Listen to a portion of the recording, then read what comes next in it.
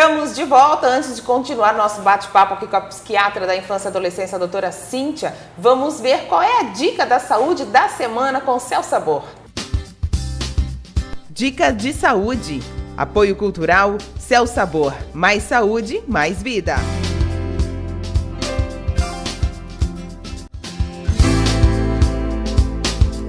Os alimentos biogênicos, eles estão ligados aos grãos germinados. São todos os grãos que a gente germina. Para que eles servem? Eles servem para regenerar células. As células, elas só conseguem se regenerar com esse tipo de alimento. Pode ser qualquer tipo de grão. Um dos grãos que as pessoas usam muito é o trigo. O trigo germinado, você pode deixar ele de molho durante 8 horas, de um dia para o outro, para ele ativar as suas células. Você escorre esse grão. Depois que você escorreu, você deixa ele no escorredor e vai hidratando de 1 em 1 hora esse grão. Ele vai começar a criar uns brotinhos. Quanto maior o brotinho, maior a alimentação dele. Os grãos germinados, eles têm a função de regenerar células.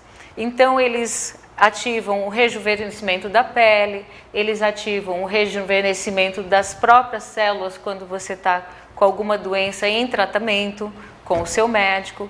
Então, eles são ótimos para reativar todas as células que automaticamente o nosso organismo elimina junto com as toxinas. Dica de saúde. Apoio cultural Céu Sabor. Mais saúde, mais vida. Obrigada, Karen. Vamos continuar aqui o nosso bate-papo sobre o transtorno do espectro autista com a psiquiatra a doutora Cíntia. Doutora Cíntia, a gente falou sobre o tratamento. Como é o tratamento para uma criança que tem esse transtorno? O tratamento, Ana, é multidisciplinar. Quer dizer, ele é feito por uma equipe de profissionais de diferentes áreas. Então, o tratamento pode envolver a fonoaudióloga, ele vai envolver uma psicoterapeuta, que geralmente vai trabalhar numa linha de abordagem que é cognitivo-comportamental. Ele pode envolver a terapeuta ocupacional.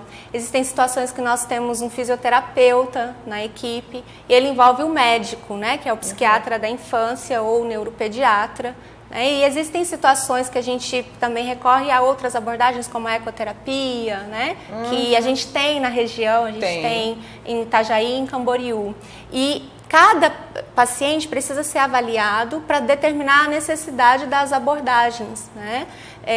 Então, tem pacientes que não têm quadros tão graves, então eles não vão ter tantas abordagens. Tem pacientes que são mais graves, então ele vai ter atendimento com todos esses profissionais. Porque o autismo, ele tem graus diferentes?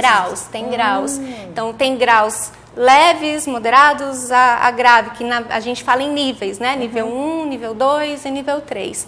De acordo com a gravidade daquilo que ele apresenta, com o grau da disfunção, vem o grau da intervenção. As medicações também são usadas, mas a medicação é muito importante. Ela não cura o autismo. Porque não tem cura. Não tem cura. A medicação, ela vem para aliviar algum sintoma, aliviar algum comportamento-alvo que está muito difícil, ou para tratar transtornos associados, que ele pode te perguntar. O transtorno, o autismo, ele também pode ser ligado a outros transtornos, ou a criança desenvolve outros transtornos em função do autismo? Ela pode desenvolver outros transtornos, Existem alguns transtornos que têm uma associação maior no próprio espectro, mas ela pode desenvolver também outros quadros, como um outro indivíduo. Ela pode ficar muito entristecida. Você vê uma criança que tinha um perfil e de repente ela muda, ela começa a não responder mais à terapia e muda o apetite, muda o padrão de sono, e a gente pode estar enxergando ali sintomas já de um humor e tratar a ansiedade, mas a gente geralmente começa a medicação principalmente para tratar comportamentos que são inadequados, comportamentos mais agressivos, para ajudar na qualidade de sono. São crianças que têm uma qualidade de sono às vezes prejudicada, mas a medicação ela vem como um dos pilares, ela não é pilar único. Até porque, pelo que eu estou compreendendo que você está falando, doutora, são os médicos especialistas tratando ela, a escola ajudando e também o papel da família, Eu queria que tu falasse sobre o papel da família, mas antes a gente vai ver, quem está participando conosco hoje é a Giovana. Ela tem 4 filhos e o terceiro filho, ele nasceu com autismo e ela vai contar um pouquinho dessa experiência para nós. Confere. Oi, Ana, eu sou Giovana e tenho 4 filhos. O meu filho de 10 anos, Ettore, foi diagnosticado autista. O Ettore teve um desenvolvimento normal até a primeira idade. Quando ele tinha aproximadamente uns 2 anos, a gente percebeu que ele reduziu muito o vocabulário dele e ele parou praticamente de falar. Foi essa preocupação que nos levou a procurar uma ajuda de especialista. Foram muitas consultas em pediatras, neuropediatras, e tentando saber o que é que o Ettore tinha, né? Ele, apesar de todo o desenvolvimento, ele não se recusava a falar. Ao entrar na escola, nós percebemos que ele tinha problemas de equilíbrio. Então, ele tinha dificuldade em fazer prática de exercício físico e isso acentuou a nossa preocupação em relação ao eventual diagnóstico do Ettore. Nós moramos numa cidade pequenina no interior do estado e isso talvez tenha ajudado bastante, porque o município tem um atendimento privilegiado. Nós temos fonoaudiólogas, psicólogas, psicomotricistas que fazem todo o acompanhamento do Ettore nesse caminhada escolar.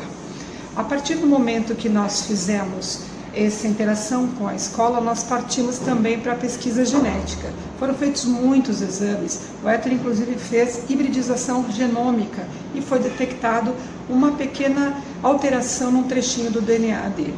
A partir do diagnóstico como autista, a gente partiu para tentar proporcionar para o Ettore a melhor qualidade de vida. A minha preocupação como mãe era proporcionar para o meu filho independência, independente do grau do autismo dele e das pequenas condições que ele pudesse ter de dificuldade na vida. A gente sabe que todo autista é único e como pessoas únicas eles devem ser conduzidas por caminhos que os façam transcender.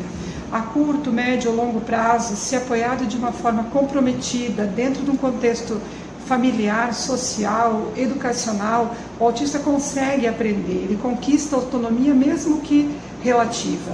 As interações que a gente busca, assim, afetivas, elas devem ser essenciais para a promoção do desenvolvimento do autista. E é isso que eu busquei para o meu filho. A médica geneticista me perguntou por que é que eu gostaria de diagnosticar o meu filho. Eu comentei que o meu desejo era tornar o Ettore uma pessoa independente, apesar do autismo. Eu desejo para ele que ele seja livre, trabalhe, tenha ótimas relações e que ele se desenvolva plenamente. O autismo não nos define.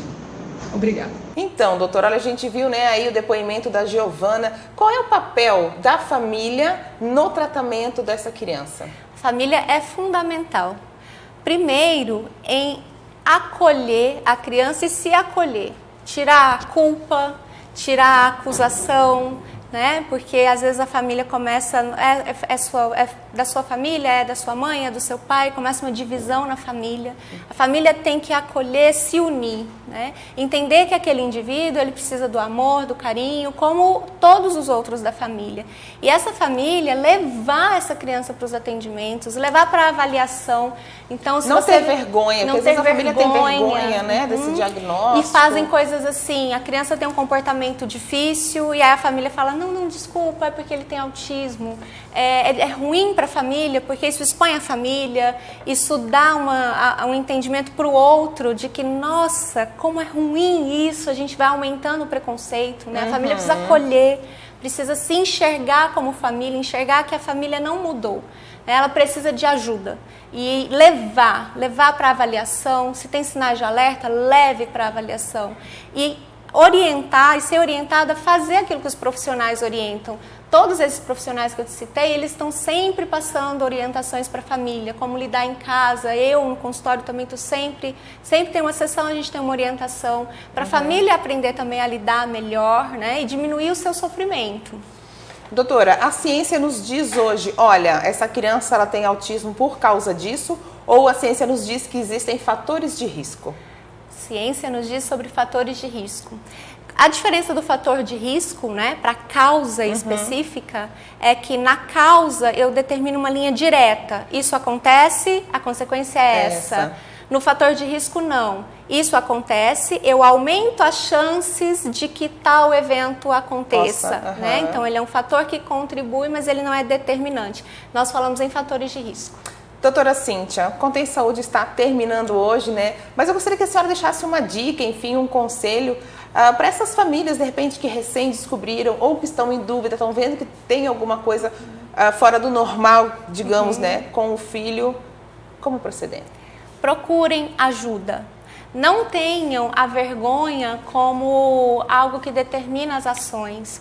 Se há uma criança na sua família, uma criança que você ama e que tem comportamentos que chamam a sua atenção, leve essa criança para uma avaliação.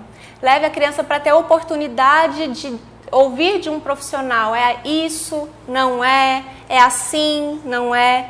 Porque essa criança, se de fato apresentar um transtorno do espectro autista, quanto antes receber tratamento, melhor a resposta, melhor o desenvolvimento, melhor a vida futura dela. Não entendam isso como culpa nem como uma punição. Procurem ajuda. É isso mesmo, é que nem a doutora falou, né? Não tenham vergonha. A criança precisa de ajuda, dê qualidade de vida para ela e a oportunidade dela se desenvolver. Porque quanto antes for diagnosticado, né, doutora? Melhor os tratamentos para essa criança desenvolver, porque ela também vai para a escola, ela é incluída também, não é? E ela vai ter a oportunidade de aprender a lidar melhor com aquilo que a sociedade pede dela e que também impõe sofrimento para ela, né? Quando ela começa a ser exigida e não dá conta, ela começa também a apresentar comportamentos que são de sofrimento para ela. Então, procurem ajuda, procurem um médico especialista, não fiquem em casa, busquem um apoio. E o que eu digo também, vamos ter empatia. Coloque-se no lugar do outro. Se você conhece alguém que está precisando de ajuda nesse sentido, também estenda a sua mão. O Contém Saúde de hoje vai ficando por aqui e eu aguardo você na próxima semana, no sábado, a partir da 1h da tarde. Até lá!